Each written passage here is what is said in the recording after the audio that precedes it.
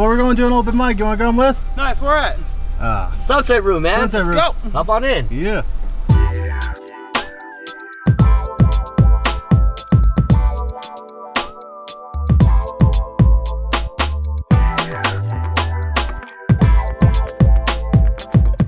So, Kyle, what are your influences? Oh, well, my top 5, just in the order I discovered them: Jim Carrey, Eddie Murphy, Chris Rock, George Carlin, and Dave Chappelle. Cool. Those are my big 5.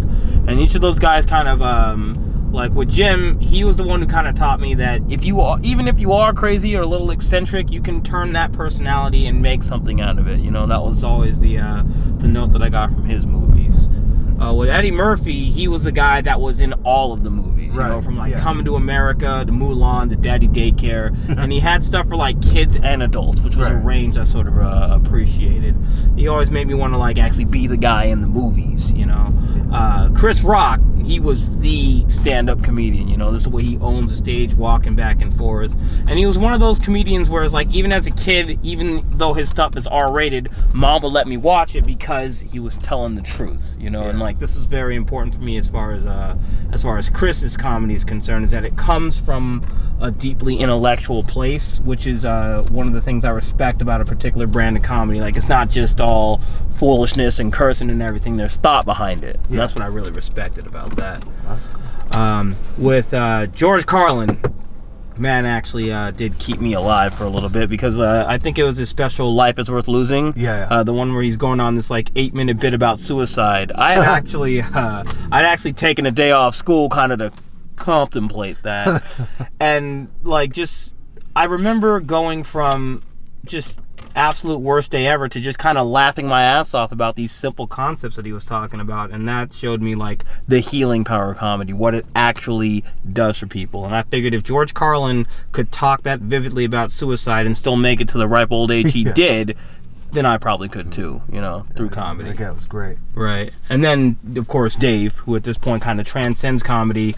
He was important to me because he was one of those comedians. I watched him go from like just like a guy in the background. I first saw him in The Nutty Professor, an Eddie Murphy movie. He had this little side role as a comedian, and then watching him go from that to getting his own movie in Half Baked to getting his own show, to then walking away from that show because of the Showbiz Monster, and then making his comeback and everything. It really got me thinking about the actual business of comedy. If I am good enough to do this, how am I going to do it right?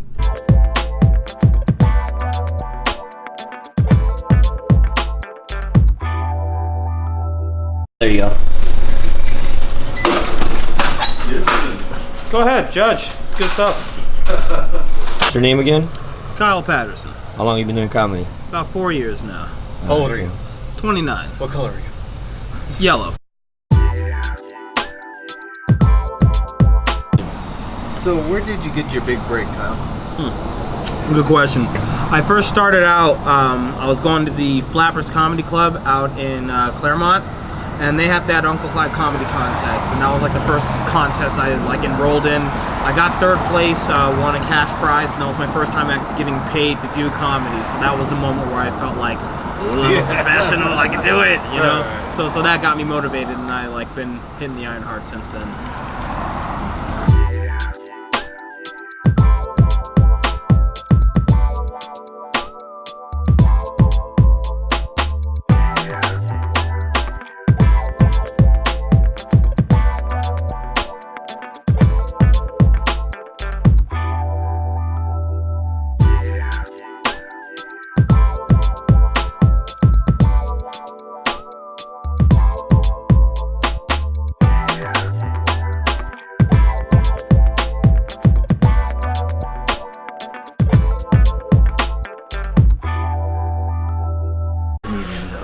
The best thing about being a comedian is unexpected was the impact on my social life. You know, like when I first started coming out, I'm going out to mics, I'm by myself, you don't know anybody, you're kind of like in your own little zone. After a bit, you start to get familiar, you start to get comfortable with people, and there's these moments where you'll see other people at another mic, you're like, hey, and now you're having chats and talking with people. A lot of my best jokes and a lot of the jokes that I've developed have come from just having these these interactions with other people. That's kind of my passion in this, in comedy and all things. It's just the way human beings interact and share information. So the best thing I've gotten out of that is this ability to really network and link up with people who are kind of in that same mindset.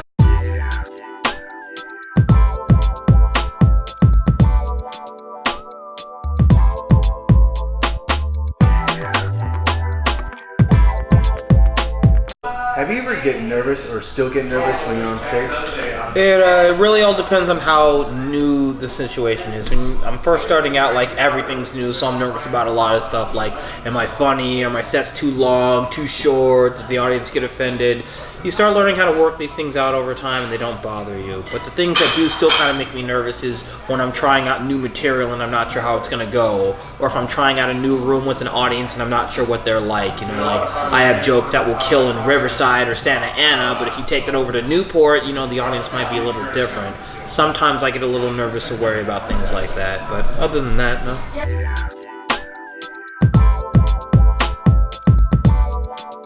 What is the negative side about doing comedy? What pisses you off mostly? Well, I hate to sound like a snob. It's just that, like, there's a sort of respect for comedy that, like, a lot of comedians learn to have, like things like not running a light, things like not stealing other people's jokes. When you're dealing with someone who doesn't really understand or care about that, they run the risk of, like, killing the energy in a room, you know? You have that guy who runs the light, he's doing all of the offensive stuff, but he's not really telling any actual jokes. He's just bringing up the controversy for controversy's sake, or he's bringing up the politics just to get people thinking. Generates heat, but not light and not laughter, and it bugs me, you know? That's true. All right.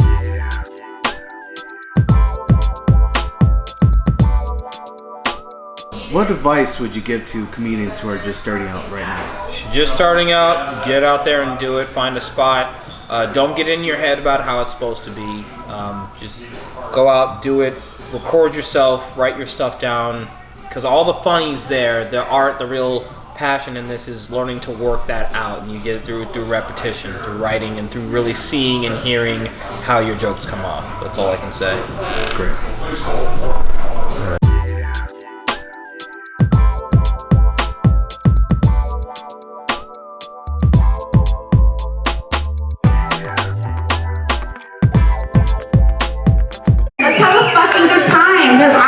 Such a great time coming here. So I hope you guys have a great time. I know we have some really cool comics coming up tonight, especially our featured comic, Kyle Patterson, who I'm super excited to see. So I hope you guys are excited to see him. I got a lot of tattoos, man, when I was in the service, man. I regret getting, one of the tattoos I regret getting, I got the Virgin Mary on my arm, and I regret it because every time I masturbate now, I feel guilty. No, man. I went to a party one time. I got super fucked up, got drunk, was acting sloppy, got shut down by all the girls. I went home, I rubbed one out, and I looked down and I busted one of these, like.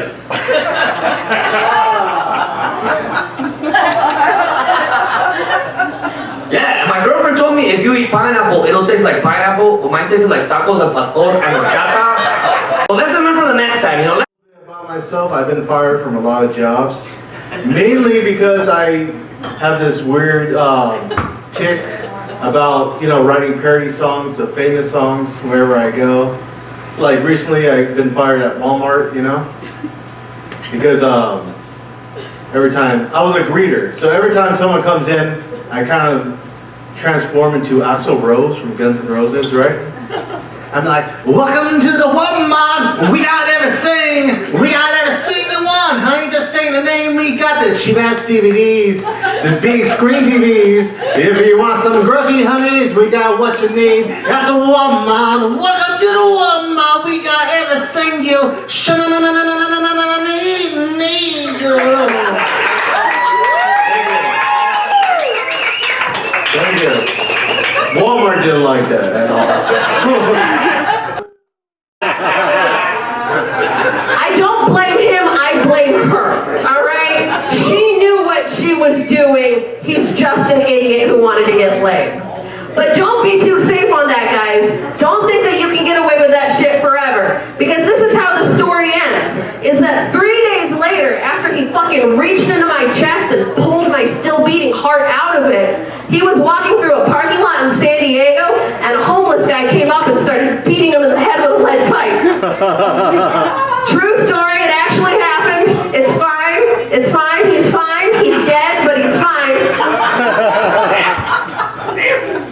But it just goes to show you guys, don't ever fucking break Esmeralda's heart. The universe is always on my side. But I had to break up with her, not because of that. She used to do this one thing where she always wanted to share my food, right? And if you can see, I'm skinny. That's assault. I'm a skinny guy. Like, taking my food, that's assault. But one day we're eating and she's like, look, I want to share some of your tacos. I'm like, you know, we're not sharing tacos. I'll buy you your own tacos. I get my own tacos and we'll be all right. She's like, no. And she's like, if you don't share with me, we're breaking up. I'm like, well, fine, we're breaking up. But she's like, we should remain friends. Plus, your marijuana ride home. I'm like, all right. Now that we're friends, you owe me $17.50 for the tacos. Yes. She still hasn't paid me. She's still my girlfriend. So I have a girlfriend out of the technicality. That's what I'm saying.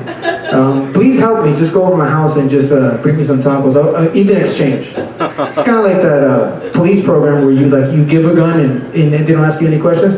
I want to ask you any questions. Just please do that for me. Thank you. It is time to bring up our headliner. This guy is super fucking hilarious. So please show him all the love and energy that you possibly can, because he is about to make you guys laugh super hard. Kyle, I hope I'm not overselling this, but I think you're fucking great. Let's do this. Thanks so much. What's up, Hacienda? How we doing tonight? You guys seem like a great crowd. Somebody give me a hell yeah, please. Nice, nice. I was actually hoping for more, but hell yeah. But I can see I'm the only other half black person in the room. I get that, man. I used to think that hell yeah was a weird thing to shout in public. Until I heard something weird. You guys ready? Can I get a heaven yeah? Heaven yeah. Yeah, how did that feel? Low-key, it kind of felt like I was recruiting for a cult, right? Yeah. See, hell yeah sounds like we're about to have a good time tonight, right? We're not. I'm gonna ruin it. I'm about to bore the heaven out of you. Okay.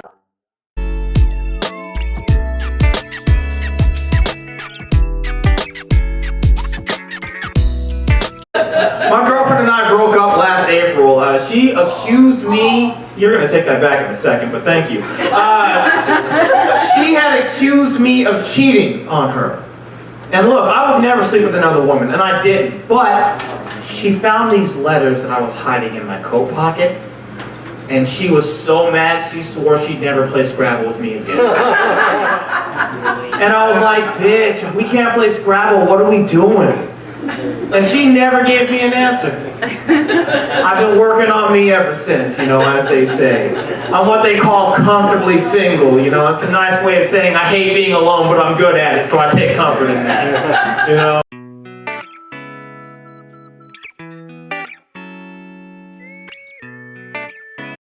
Being single, though, I learned to appreciate relationships from a different perspective. I used to be very judgmental of gay relationships. I'm not anymore. Gay, bi, trans, go get it. Don't cheat unless it's Scrabble. You play to win.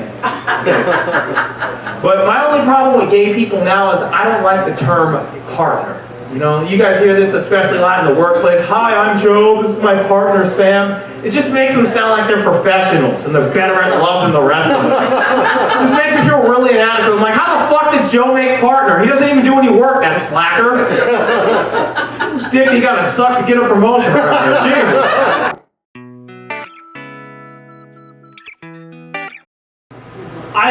Speaking of offending people, last week I was trying to tell a story about how I was at the Edwards Cinema, right? And a couple of Asians walk in. And right there, a lady stops me and she says, "That's racist. You need to say Asian people." Yeah, that's all it takes to offend bitches these days. Excuse me, no, bitch people. That's all it takes to offend bitch people these days. And listen, I have nothing against the bitch people. Some of my best friends are bitch people. I'm actually 1/8 bitch on my father's side. Yeah, no, seriously. My great-great-grandfather, Kyle Patterson, bitch nigga. Spike the whole bloodline with that shit. Working on it,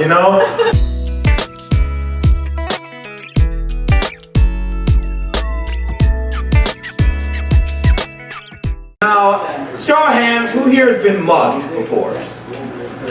Right? Rude as fuck, isn't it? It's the rudest thing. I wouldn't recommend it. Now some dude comes up to you in an alley and says, "Give me your money if you want to live." And I'm like, okay, you're making a lot of assumptions right now, dude. First of all, you're just assuming I have money. And two, you're assuming I don't want to die. You don't fucking know me, dude. You don't know what kind of week I'm having. I'm rocking a duct tape chain wallet. It's not going well, dude. Nobody's scoring tonight. Bad times ahead. Bad times. I swear. Oh, jeez. You know, this Sunset Room is a really great place to wait out the traffic. I do appreciate that. I know some of you guys actually put on pants just to be here tonight, and you guys deserve a round of applause for that. I do appreciate it. You guys have been great. I'm Kyle Patterson. Let's have a great night. Thank you. Thanks for coming out for Eat, Drink, and Open Mics, man. Anytime, man. Thanks. It's gonna be a great episode. I can't wait to see you on stage. Yeah, please. You know, the greatest thing about you when I watch you on stage is you have this really unique way of speech, kind of like George Carlin. Thank but you. okay, calm down. Okay, but I did this little sketch written thing for you, and it's about like a news anchor because you have that voice. Right. I was wondering if you could, read off this. I'm gonna cue you in, okay? Okay. This is breaking news with Kyle Patterson. Hello, this is breaking news, and I am Kyle Patterson. Today, local comedian and gardener Nicholas Polias was found dead at a Chinese buffet in Baldwin Park. It was reported that the young comic was locked in by accident. His body was found early this morning, laying next to a large pile of leftover bones and the words "No regrets" written in sweet and sour sauce. In other news, can pizza be a part of your new diet? Stay tuned. Details at 11.